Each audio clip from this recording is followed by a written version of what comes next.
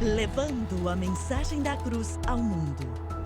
Esta é a Rede Som Life de televisão.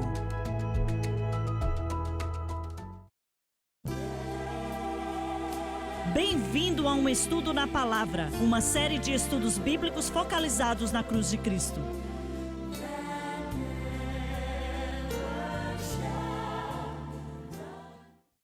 Bem-vindo hoje ao Estudo na Palavra. Eu sou o evangelista Jimmy Swaggart com o Bob Cornell, Lauren Lawson, o Dave Smith e o Dr. Don Paul Gray. É um privilégio estar com você para estudarmos a Palavra de Deus. E oro para que você tenha suas Bíblias abertas, pois estamos estudando a mensagem de Simão Pedro para Cornélio e os eventos que aconteceram ali, a pressão que estava sobre o homem de Deus, e ainda assim o coração que buscava por ele, clamando a Deus na forma de Cornélio.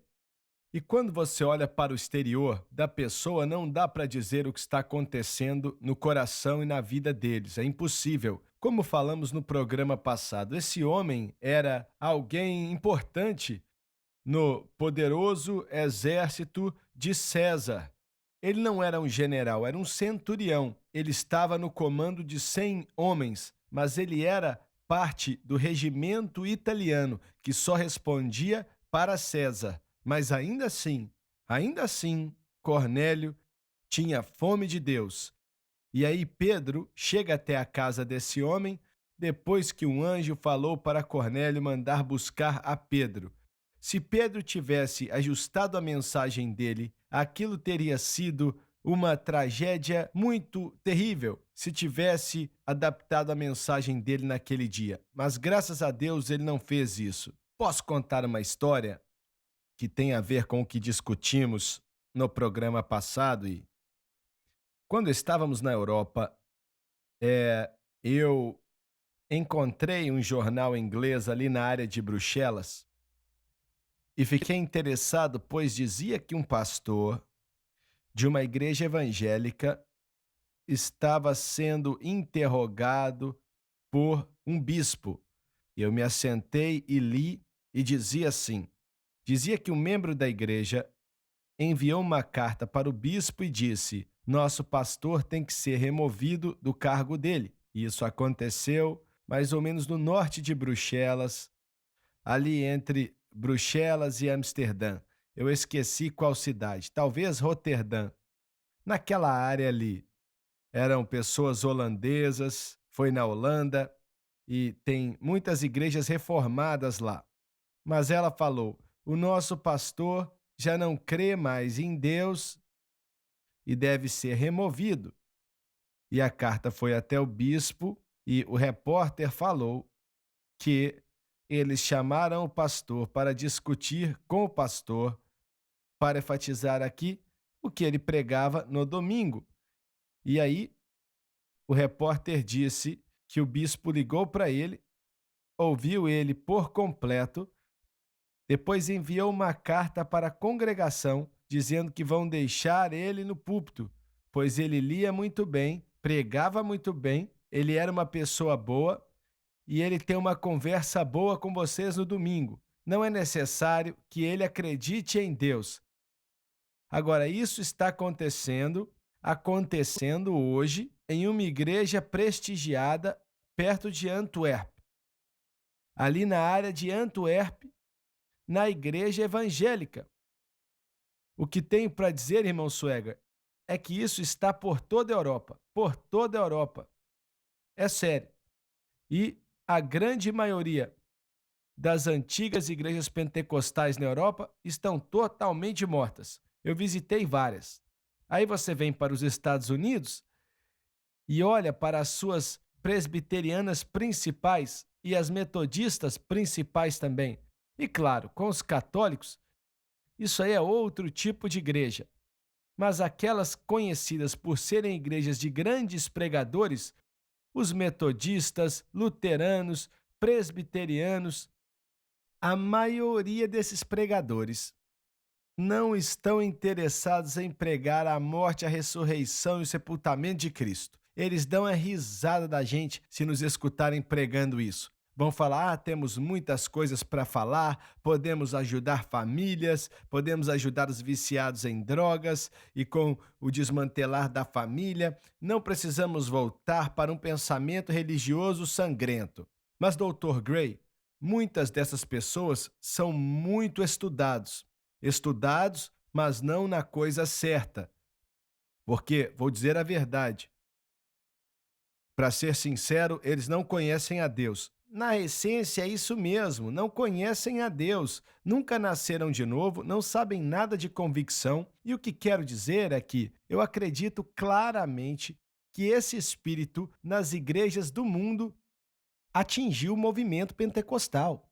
Pois é, e essa é a minha próxima pergunta. Denominações que tocaram esse mundo pelo poder do Espírito Santo em 1970 e 80, 40 também, 30, seja quando foi. Não tem muita coisa acontecendo hoje em dia nessas denominações. Estou falando das Assembleias de Deus, Igreja de Deus, Quadrangular, Pentecostal de Santidade e etc. Existem boas igrejas no meio disso e pregadores que amam a Deus em meio a isso, mas está diminuindo cada vez mais. O que estamos falando, na realidade, é um fenômeno por toda a terra. Estamos tendo cultos nas igrejas sem conhecer a Deus. Temos cultos de adoração e não conhecemos a Deus. Deus está muito distante. Mas o homem não tem que acreditar em Deus para ser o seu pastor? Que declaração é essa? As pessoas não estão experimentando e, como ministros, a maioria dos ministros não estão entregando o que precisamos, que é uma mensagem que traz mudança, uma mensagem que exige que deixemos o pecado e nos acheguemos a Deus, que nos faz querer servir a Deus. Na verdade, temos um Deus que nos serve hoje em dia. Baseado na confissão, na crença, as mensagens são: me abençoa, e Deus é um Deus que abençoa. Mas isso hoje em dia, a igreja não é em nossa nação hoje. Se tivermos que olhar, você ia ter dificuldade em ser salvo, sendo pecador e indo para a maioria de nossas igrejas. E falo disso desde os batistas até pentecostais. É a mesma coisa. Isso mostra que perdemos de vista o que a igreja deve fazer, como a igreja deve ser. Não estamos operando assim. O Centro Familiar de Adoração é conhecido no mundo inteiro, mas nos encaixamos nessa categoria que você e o Dr. Gray mencionaram algumas vezes. Não fazemos mais esse negócio aí. Não acreditamos mais nisso. É o que muitos diriam. E alguns pregadores, há mais ou menos o quê? Uns 4 ou 5 meses atrás, eles, de certa maneira, disseram: nós não queremos isso em nossa denominação. E disseram que não querem.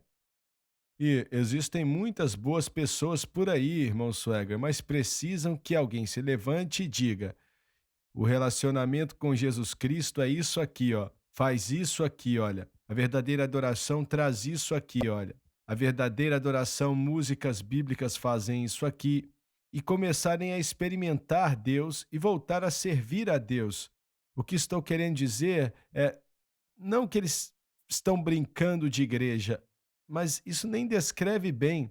Estamos fingindo ser igreja. Nós fingimos ser uma igreja e não temos substância. Estou falando de todas as denominações e eu sei que existem exceções, mas eu me preocupo porque quando paro para assistir a televisão e vejo o que está ali representando os cristãos nos Estados Unidos, a santidade, a justiça, o desejo de crescer e de ser cheio do Espírito Santo, não só dizer que sou pentecostal, mas ser cheio do Espírito Santo para evangelizar. Duas coisas estão sendo negligenciadas, as duas coisas mais importantes sobre o Evangelho: o batismo com o Espírito Santo sendo negligenciado e a pregação da cruz também está sendo negligenciada. Na mente da igreja pentecostal moderna, eles não pregam mais. Existem poucos que pregam, eu sei.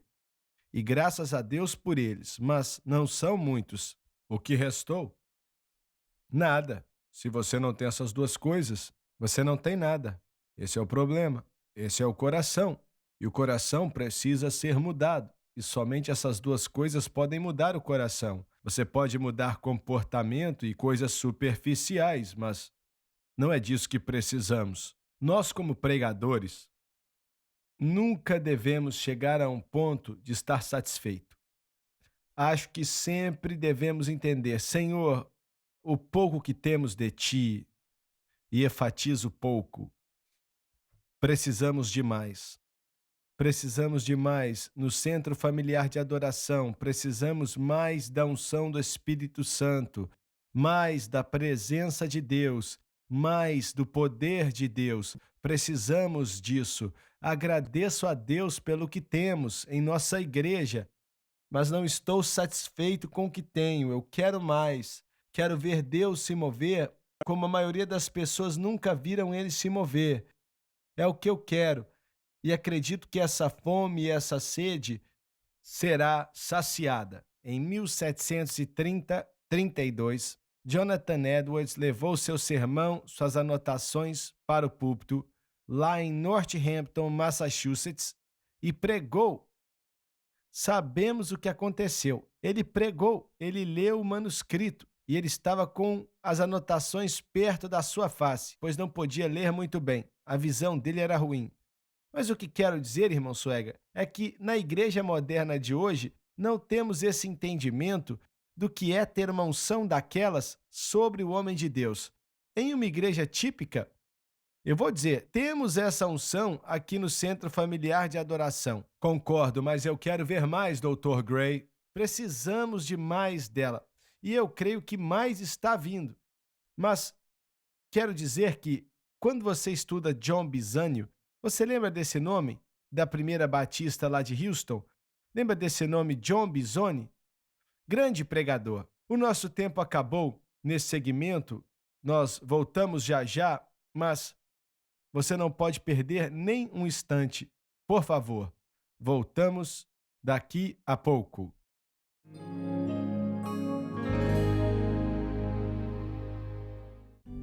Todo crente